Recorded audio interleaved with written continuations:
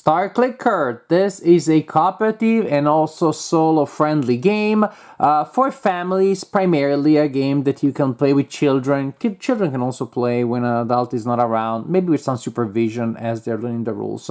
And it is rich of that double coding that you have a lot these days, in which the game is very friendly to children that were born in the 21st century, but there are a lot of references that will be fully appreciated mainly or only by older people, such as myself, that were around before the 21st century.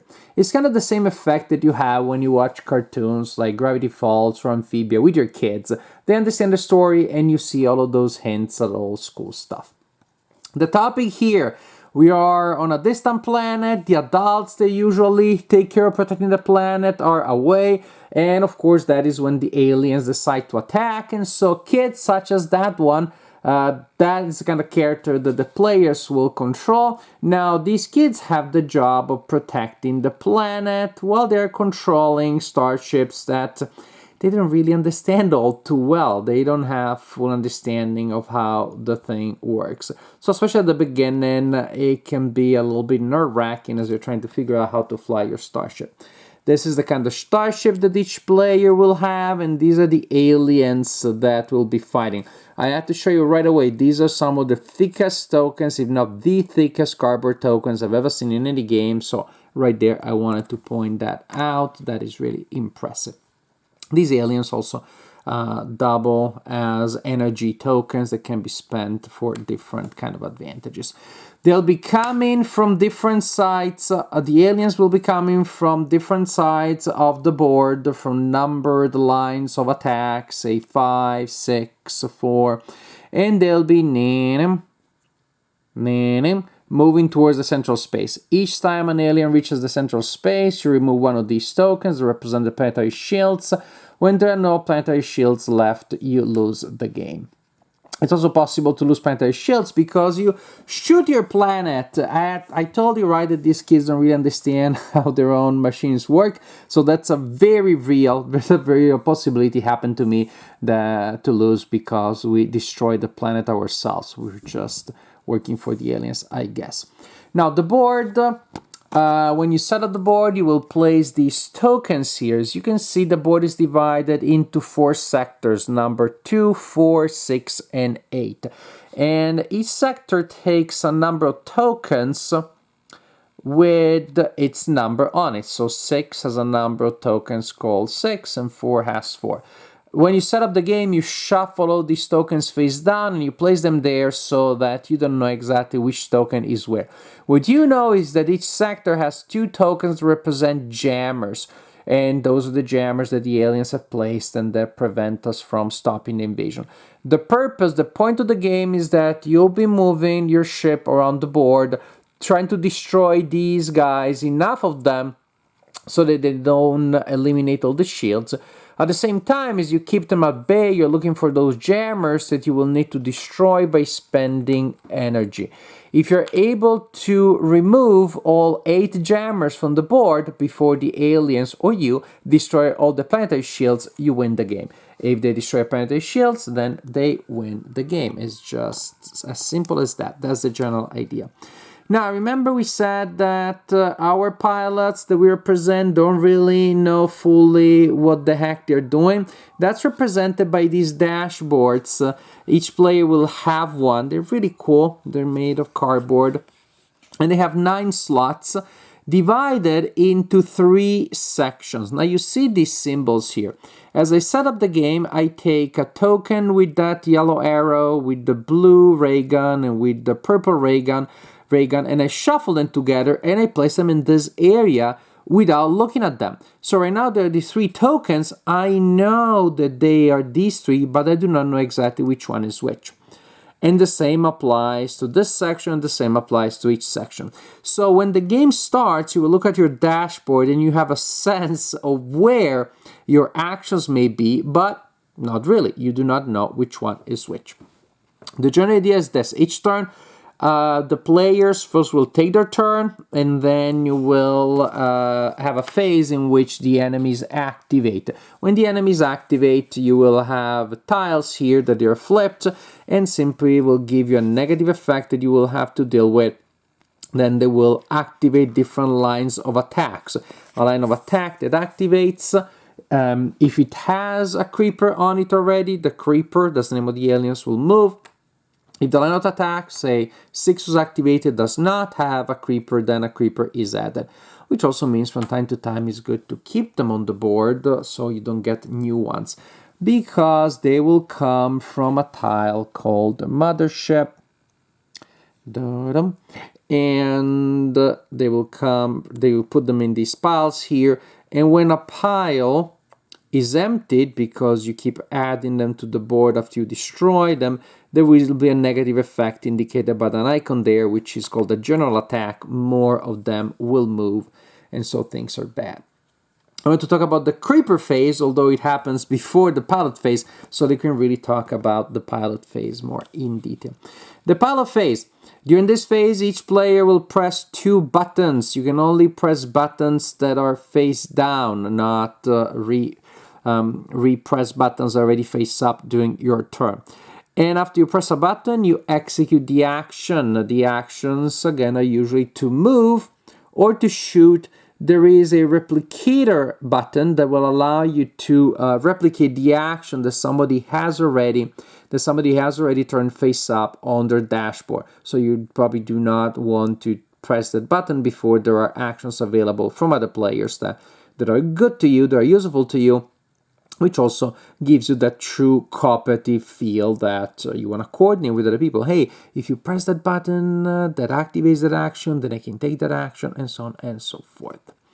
Interesting is the fact that the 2 buttons can be pressed in any order. That is, I can press 2, then one of my kids presses 1, the other kid presses 1.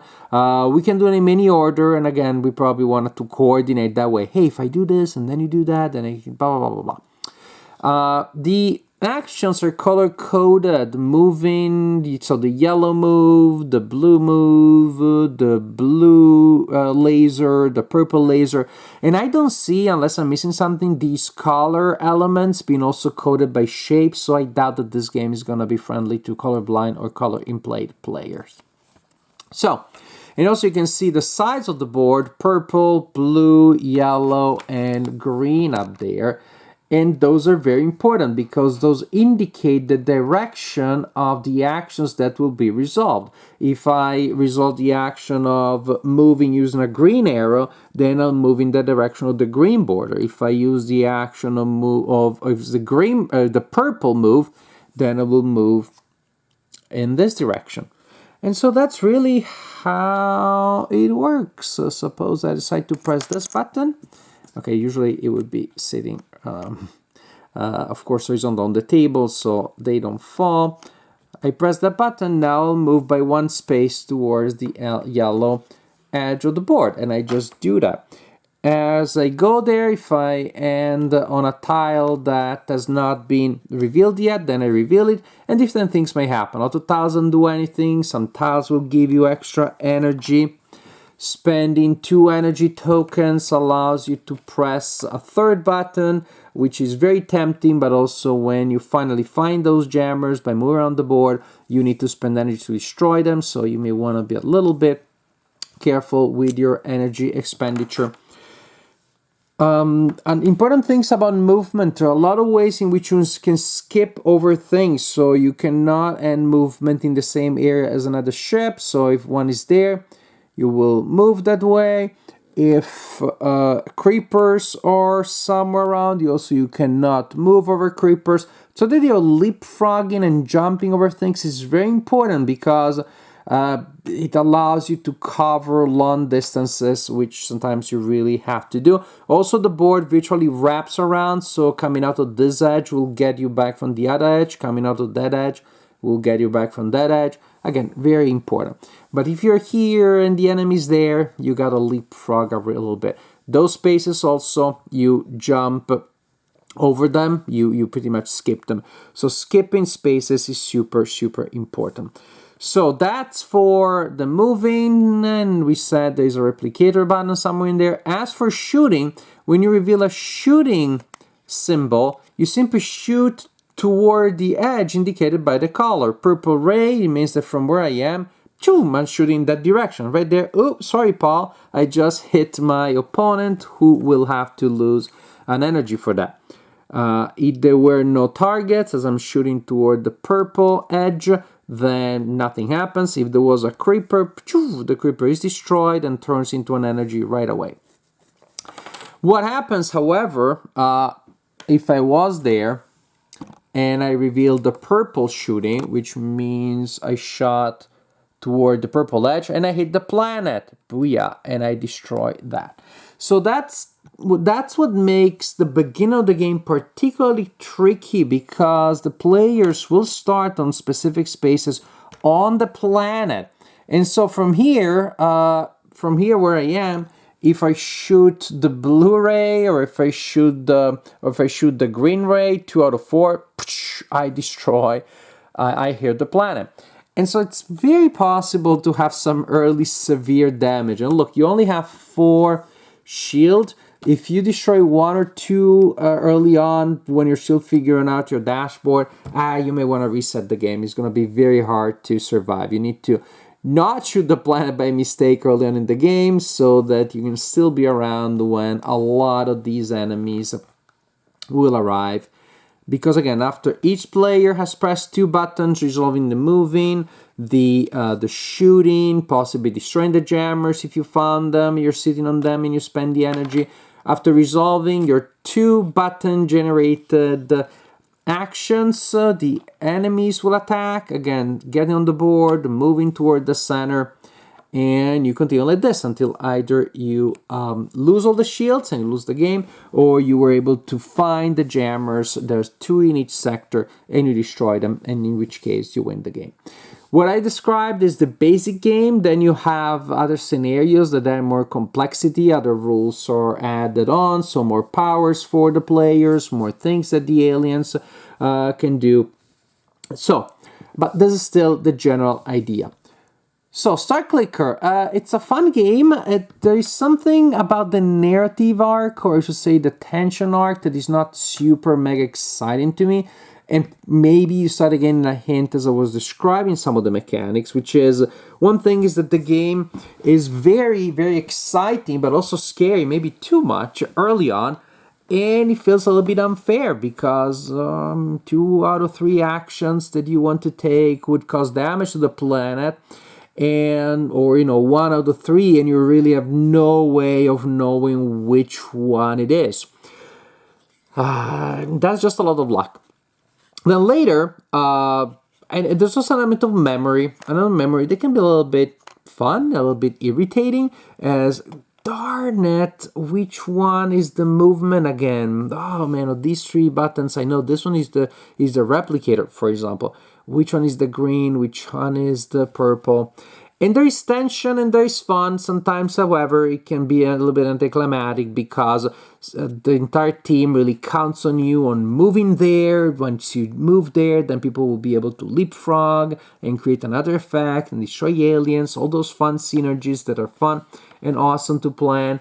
More fun if you can pull them off. And all that falls apart because somebody made a mistake there. Then you have a lot of not tension, which is good, but pressure, which is not quite as good.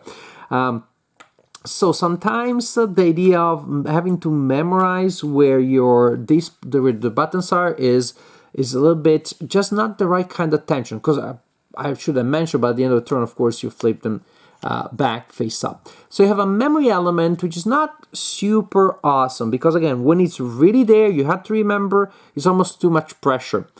Then when you remember, okay, just so happens on this board, all of the arrows are on top. Booyah, that makes it easy. Oh, all of the attacks are in a certain position. You'll find those patterns. Or, okay, movement is here, here, here. So after a while, you will remember them. And then it becomes too easy, or it becomes a little too dry. It becomes a spatial puzzle that pretty much feels like magnified checkers, almost like checkers with more steps, because it goes from the game of uncertainty and and memory to a game of perfect information. And mind you, there are game effects here that will force you to reshuffle some of the sectors of your dashboard. But once you had perfect control, you reshuffle one, then you will regain perfect control easily. So one of the things about this game that I don't like, I would say too much, is the fact that it starts really intense and then it turns into a bit of a spatial puzzle as it goes. It didn't look like my kids had any problem with that. They were excited and jumping around from beginning to end. When the game became easier later on because they had perfect control, and then they were just happy of, oh, I moved there and I shoot it, pew, without any problem. They were happy with that. So that may be a hardcore play gamer, maybe more of an adult hobby gamer thing. Which means, again, maybe I let myself into a party that was not organized primarily for me when it comes to playing this game. It is a game that works very well with kids. The element of memory, they know it from other games that they play, like memory. They like that. It offers them a good challenge. The game offers them a lot of reasons to work together, cooperate, and plan. All of good things. So, as a cooperative game for younger players, I would recommend it without any hesitation because I saw it. I saw how well it works and I saw how much my kids enjoy it. And this task here of remembering and planning, it worked just the right level of challenge for them. As for me, the point that the game became easier as it progressed with more control made a little bit anticlimactic. For me, if I'm going to play a game that has the cooperative element of enemies on the board approaching an area, trying to destroy things, I think I'll fall back, to Pandemic, Defenders of the Realm, Horrified.